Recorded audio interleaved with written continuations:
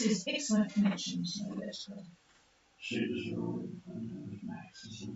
He is, because he sent it.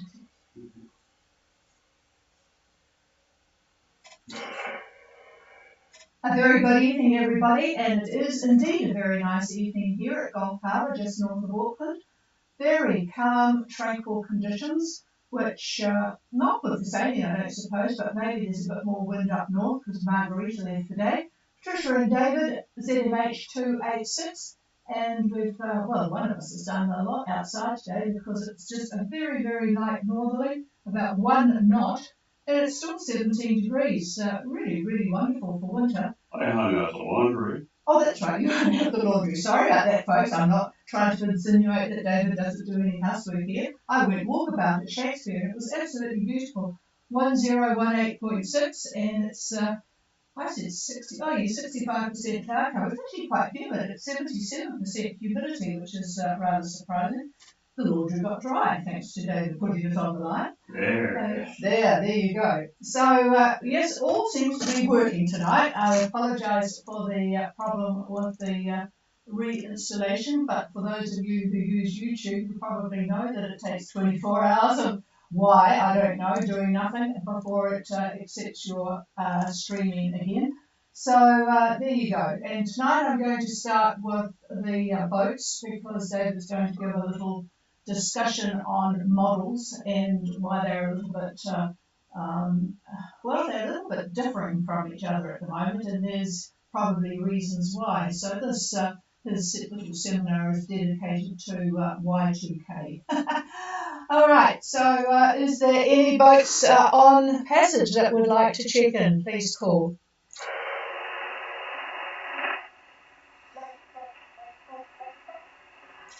You're quite light tonight, Sasha, so I will turn up the volume and go ahead. You're quite clear, but very, very light tonight. Hopefully you are on high power. So go ahead, over.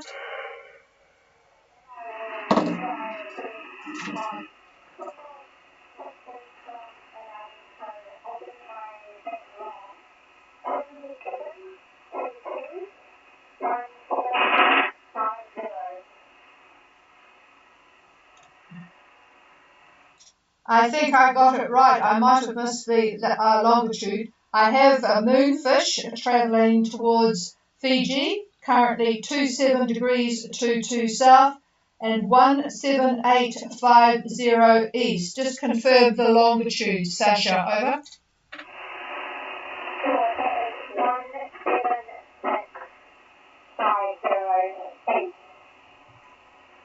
Okay, 176. I thought I had that wrong. 17650 east. I haven't just checked the AIS lately.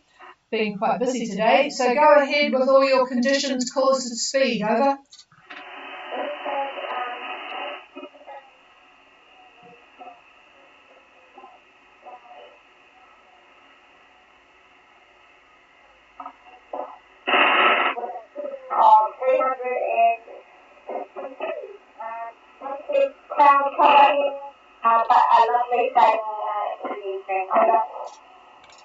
For some reason you popped up out of the murk. I'm not sure, maybe something changed there. I've got 15 knots from the southeast, and just in case someone's listening, you'll be much clearer now. Could you do your caution speed and cloud cover again? Over. Yes, sure. Speed is now 9.6, and course is 5. This is 353, and cloud cover almost 150. 100%. Okay, I have moonfish booming in now, 9.6. No, I'm glad we're no longer cruising. We'd get very, very envious. 9.6 knots on a course of 353 true, 100% cloud cover, and just to repeat, that's 15 knots from the southeast. I bet they are very, very happy crew, Mike and Sasha on moonfish. So it sounds all is good aboard. Over.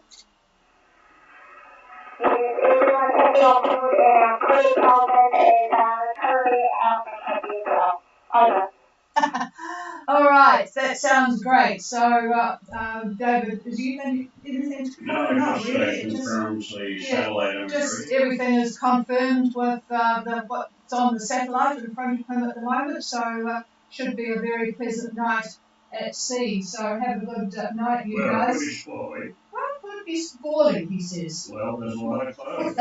There's cloud about, but you'll see that presumably on radar. So keep a watch for the clouds, but otherwise no big problems there. Okay, we'll clear with Moonfish and see if Panache is on frequency. Panache, Gulf Harbour. Gulf Harbour, Panache. Wow, fantastic signal, Price. Go ahead. Hope you and Gail are doing well, over. Yeah, I'm having trouble reading you, Tricia. Hmm. You are coming in very, very well, very well. So go ahead with your full report, over. Roger that. Current position, 27 degrees, 55 minutes south. 170 degrees, 31 minutes east. Heading 326 true. Speed over ground. Wind speed 10 knots from the south. Swell height 1 meter from the south. Cloud cover 10%. Over. Yeah, thank you. Very, very good copy here. Not sure why it's not the other direction. Maybe you might have something on. Anyway, Panache heading to Noumea, 2755, 17031 east, 6.7 knots on a course of 326 true, 10 knots from the south and a swell of 1 metre from the south, 10% cloud cover. Wow. What lovely conditions. I bet you're enjoying it, over.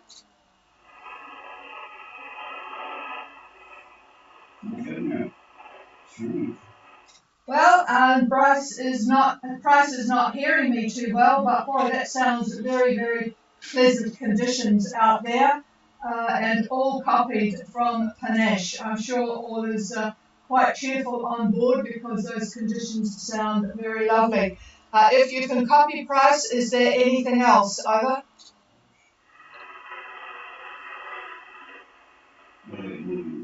No, nothing heard. Is the and good evening to Margarita.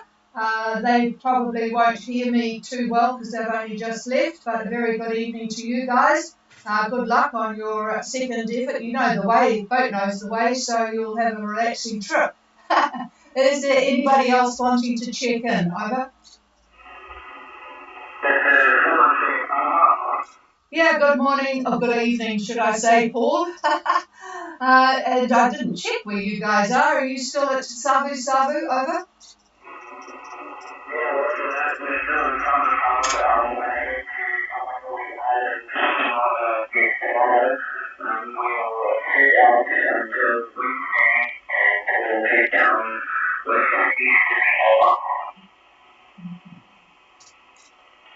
All right, Somerset is going to head to Tabanui tomorrow and hang out until those easterlies come on Wednesday for Thalanga. So we'll make sure that David updates tomorrow on what's happening and, of course, on Monday as well.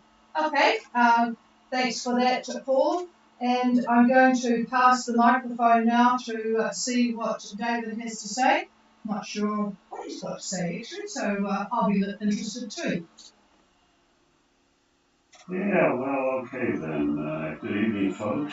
And let's take a look at the synoptic situation for tomorrow. Say around dinner time, 6 p.m.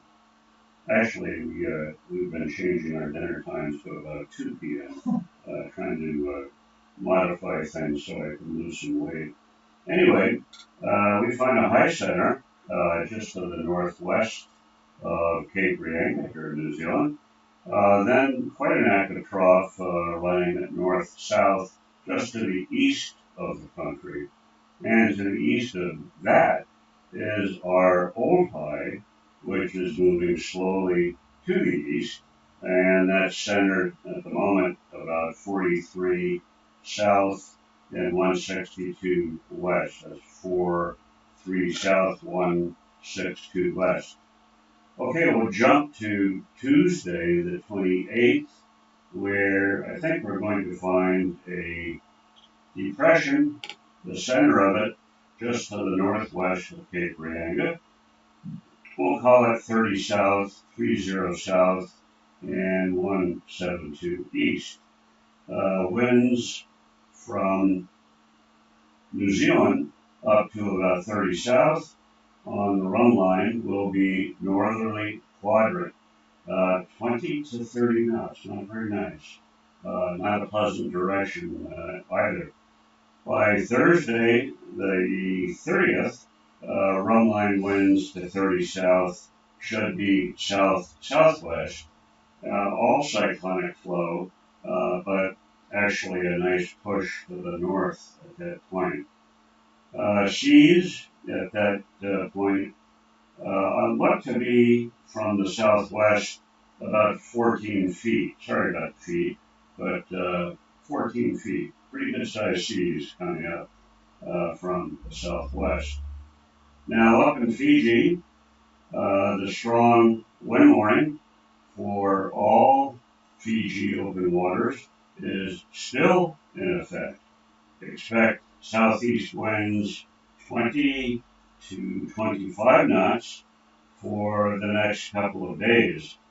Now, those in the upper Lau trying to get south, Paul there on Somerset, be part of this group, if there is a group. Anyway, trying to get south, you're probably going to have to wait still about Wednesday, maybe late on Wednesday the 29th into Thursday the 30th. At that point, I see very light air, east to east-southeast. Now, I know you don't like the east-southeast, but it is pretty light because we're looking at about 10 knots, 10 knots. So anyway, patience will pay off, and I think it should be pretty good for that trip down to the south. So that's pretty much what I've got. And I'm going to give this to Trish for a minute, and then I'm going to give you a little bit of information I put together regarding models. Yeah, I just wanted to take it before Moonfish does something else. Moonfish, Sasha, you are not on AIS at the moment. Your AIS signal disappeared 17 hours and 15 minutes ago. So you might just want to check what's happened there. The AIS is not sending out a signal. So Moonfish, just have a check on that one. Back to David. Okay, everybody. Hopefully this will come across okay. This is all from notes that I put together myself regarding computer modeling and what we all love to look at and curse when it's not the way we want it, and praise it when it's everything is exactly as predicted. Anyhow, the data for all of the computer modeling people starts from naturally the surface up to 850 millibar, that's about 5,000 feet, goes up to 700 millibar, that's about 10,000 feet, and 500 millibar, that's about 18 to 19,000 feet, and upwards to about 250 millibar. And this includes observations of the basic ones. We're looking at temperature, we're looking at pressure, we're looking at moisture in the atmosphere, we're looking at the winds, we're looking at density, and a number of other things that that the modeling people are getting. These are all fed into equations which are solved in very, very small increments of time. In other words, starts off with 1 minute, then 5 minutes, then 10 minutes, and on and on and on. In reading, actually in reality, the models are basically using about 50 levels for locations called grid points, which are specific points around the globe. Now, the solved equations that they come up with are used for the next vertical level and so on. So in other words, the info that they get at 850, when they move on to 700, they incorporate what they had at 850 and so on. So each level is solved using data that is solved from equations from the previous level, if that makes any sense to you. Now, the solutions are highlighted at predetermined times. So, in other words, 12, 24, 36, 48 hours, and on and on and on. Now, the computer then draws the isobars for each of these time periods. Actually, it's really kind of funny because if one were to use hand calculators, a team of people would take 2 years to produce a single chart. So thank goodness that we have computers. I guess we could say thank goodness, but anyhow, that shows you the power that we do have on the modern computers. As you know, there are different models.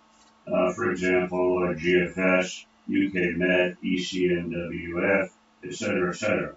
Now, the important thing is they all use the same data, exactly the same data, and they use the same equations. But it's how they use the results is what varies. Thus, each model output is going to be slightly different. All of the models have got their idiosyncrasies, if we could call it that. As an example, historically, EC or ECNWF, EC for short, is pretty much a conservative, has been in the past at least, a relatively conservative model. On the other hand, GFS is a little bit more aggressive. Example, it may make a low that is forming move a little bit faster, maybe a little bit deeper in central pressure, that kind of a thing. So you will get differences in the output depending upon what model that you're looking at, which is another reason that you should be looking at multiple models when you're planning a passage or if you're just plain interested in what's going on. So anyway, why do the models go wrong, at least going wrong in terms of what they say is not what you're getting? They all start off with the same real data for exactly one point, but as they all need to use grids, the computer actually invents data for the other areas in the grid. You've got 4 points to a grid. You get data for one point, so what about the other three? Well, they have to make it up. And that's done vis-a-vis the people that are running the models. Now, to do this, they use assumptions. And sometimes the assumptions are correct, and sometimes they're not correct.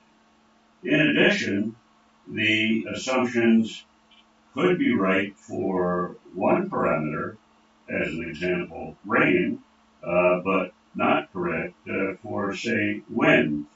So in the same exact model, you can get variations in what the model is picking up. However, this is important.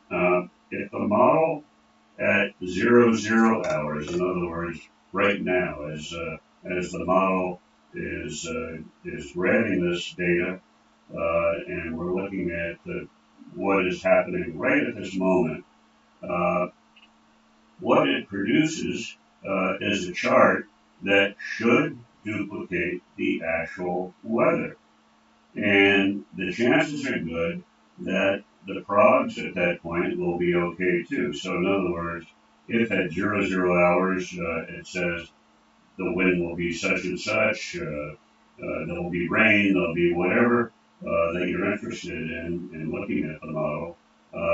If at 00 you look out the window and that is exactly what the model says, then you need to be pretty happy.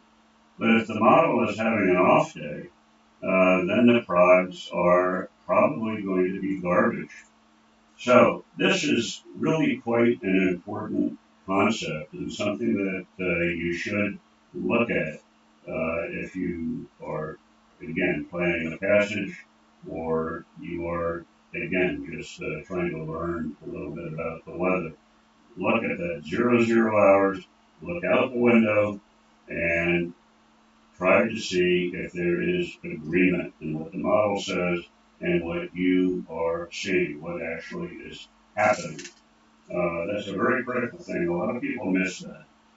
Another big problem for the models is that although thousands of data points are taken around the world, this is done, by the way, by the balloon launches at various sites.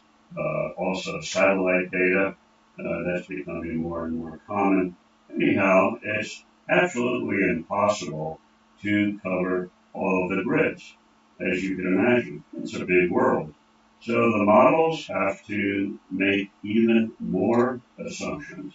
The grid points are obviously 4 to, let's say 200 kilometers apart, each grid point, and many of the data from these grid points aren't real at all. Again, the computer invents it, and it does it through experience, it does it through how good the modeler happens to be, but you're basically at the mercy of what the other grid points are supposed to be, which could very well not equal reality at all. So that's why they can, quote, miss features, lows, highs, or the size of them, or the direction they're going, or whatever. So anyhow, models are, of course, incorporating, in my view, important things such as 500 millibar data and jet stream data. And maybe those of you who have listened to me in the past number of years, I used to go to great lengths to talk about what's happening at 500 millibar and what the jet stream is doing. And if I'm trying to plan something for someone, or again, just interested, I look at them every day. An analogy for this, what's a good analogy? Let's say you're going to your local GP, your doctor. You're going in for a checkup, and they look at the basics. Blood pressure, pulse rate, lung function, blah, blah, blah, that sort of thing. But they don't necessarily pick up a particular disease that you may have, but they might get a clue as to what's happening. So personally, because I've studied this enough, I know what usually should happen when I see what, say, 500 millibar is doing, whether we have a trough, whether we have a ridge, whether it's tilting east or tilting west, that sort of thing. I look at a jet max, I can tell in that jet max where airflow actually should be moving upward from the surface, which would create a low pressure system, or airflow is going down, which creates a high. So I've become accustomed to understanding what the weather should be, looking at what's happening at these levels. So that's why I spend so much time looking at them. So it's a check. It's like going to the doctor for just a basic check. And what I'm trying to do is to get a sense of how accurate the model is when it's describing what the situation is going to be for today, tomorrow, or the next couple of days. So that's the reason I do that.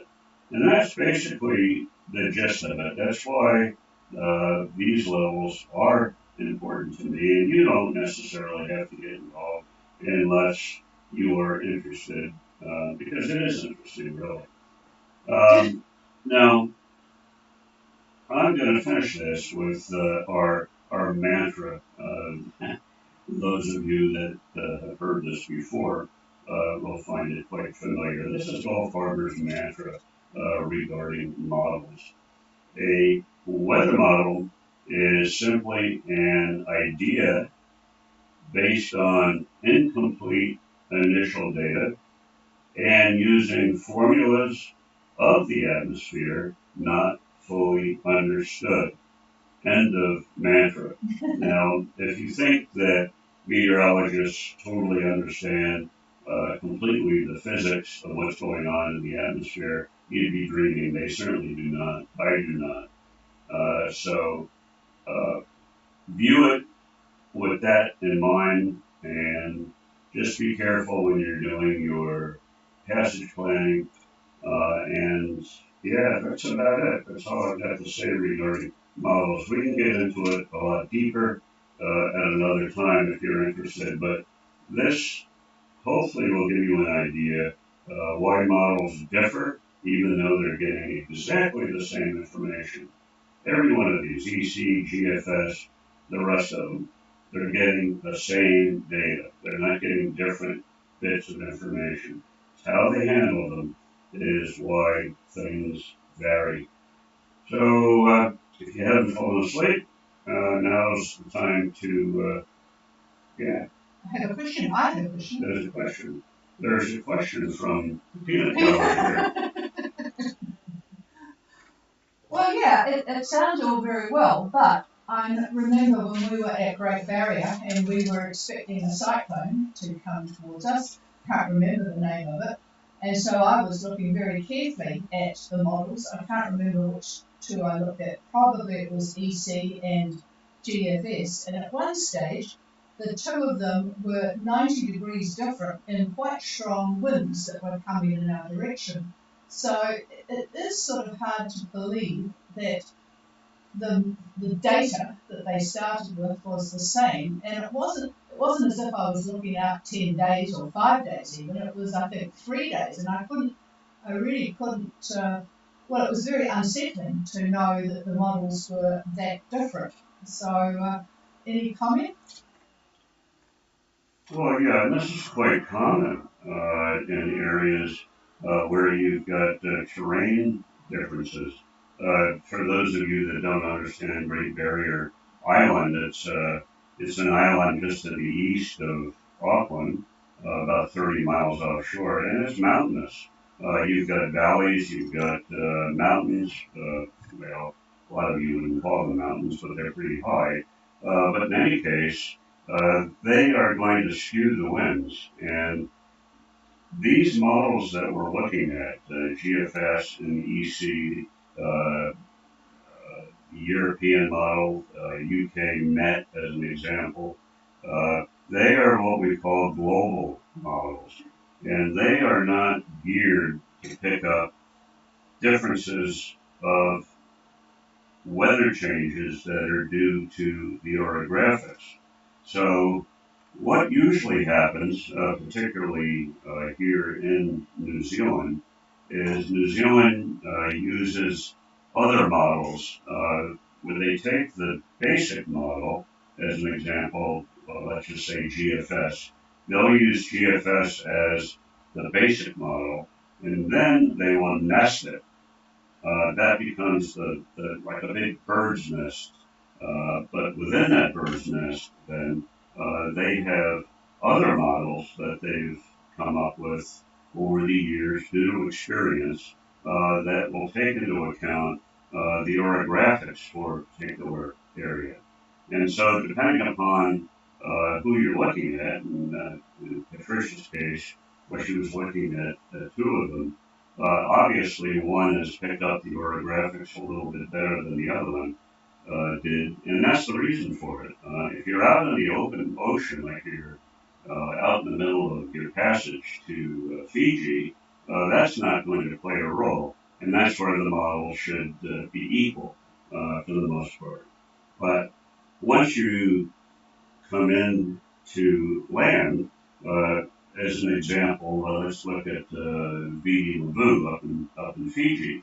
The weather on the east side is certainly going to be different from the weather on the west side, and the same with the north and the south. And that's all due to the fact that you've got these hills and it's skewing the winds this way and that way. To expect the models to be accurate with that is asking an awful lot, and that's not going to happen. You're going to be very lucky to get the general idea of what's going on. And believe me, the meteorologists in Fiji, they pull their hair out, if they have any, trying to determine what's going on in specific areas. It's very, very difficult to come up with an accurate forecast. Again, the orographic influence. So it's that simple, really. Not simple to calculate, but that's simple in concept. Okay, Chief, did it do it? Yeah, I think it did. I was just going to ask if anybody out there has any questions that, or anything they want to raise relating to models or anything else for that matter. Come now.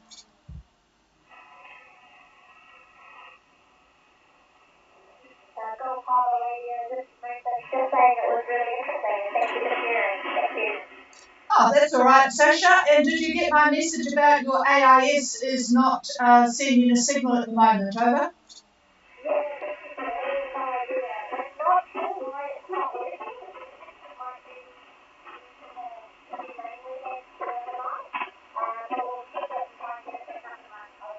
Yeah, roger that. Yeah, it was 17 hours ago, so whatever that was. So we'll let you know tomorrow night whether it comes back on again. Okay, is there anybody else? Good. Okay. Yeah, I sure do. Whereabouts are you guys at the moment? Obviously, Tony's village, Northern Ireland, and it has the motorway, and we've got grassroots as well. Oh, roger that. So good evening to Gracias as well as Scoots. What's the weather like? Just want to check. It looks a bit cloudy according to the satellite picture, over. I think we've got everything kind of very light easily, and there's a bit of You just said that to make me feel even colder back here, didn't you? But it has been a lovely day today.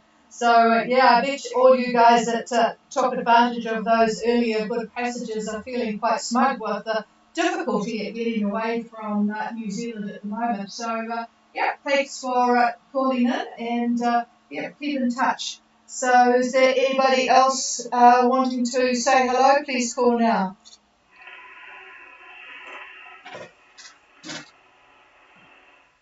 Just in case people want to know there, because I know these boats are quite common cruises. There's Otama, Te Topakia and Coravita are on their way to New Caledonia. Coravita is at the end of the bunch. They're at about 30 degrees at the moment, 172 east.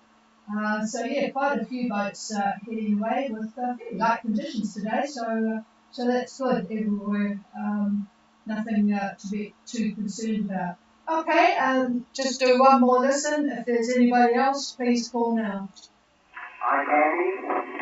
Well, hi, Candy from Vanuatu. You're our first Vanuatu boat to check in. Very good evening to you, Andrew. And is the boat in the water yet? Over.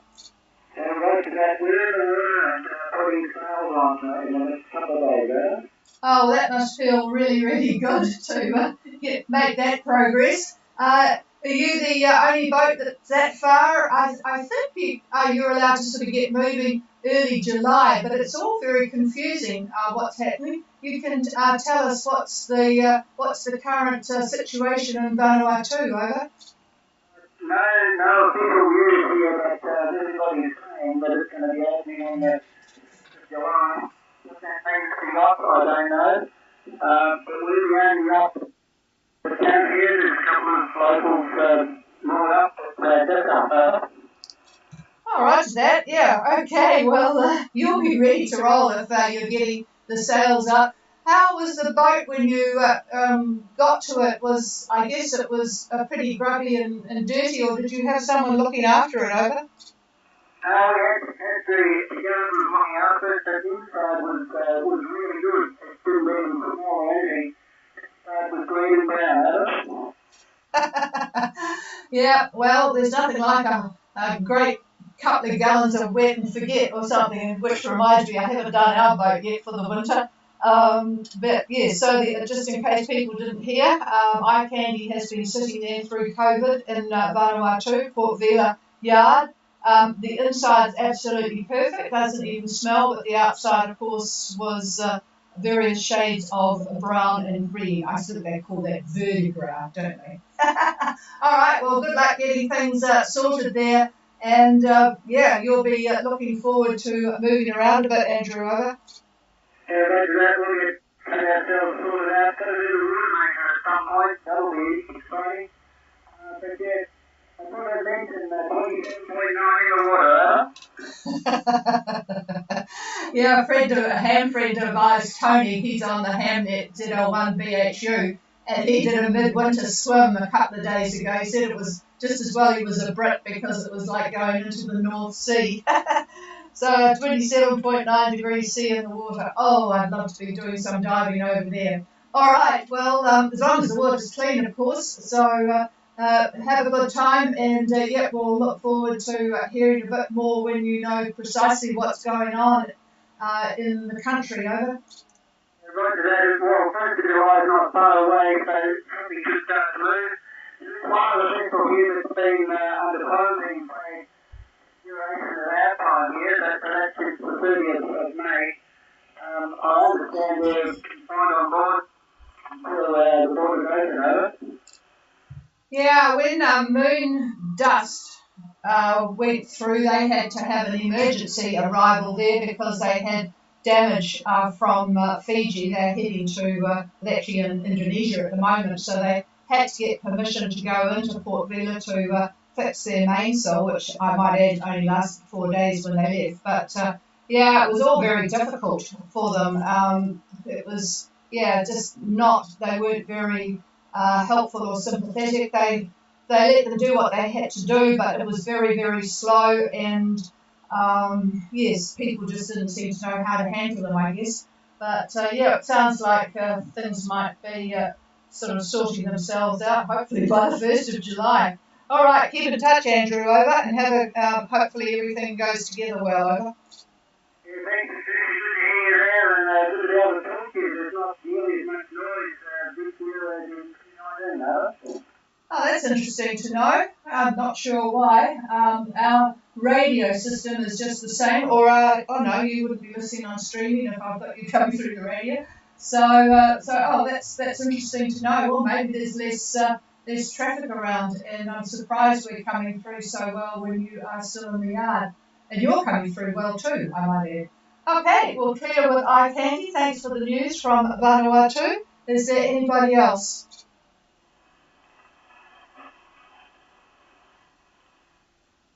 Okay, folks, we'll leave you all in peace for the evening, and we'll be back again tomorrow, and hopefully, there's something about, oh yeah, hopefully David might have another little lesson, seeing as there's everybody sitting around here doing nothing, waiting for the passage weather. I may do that, yeah.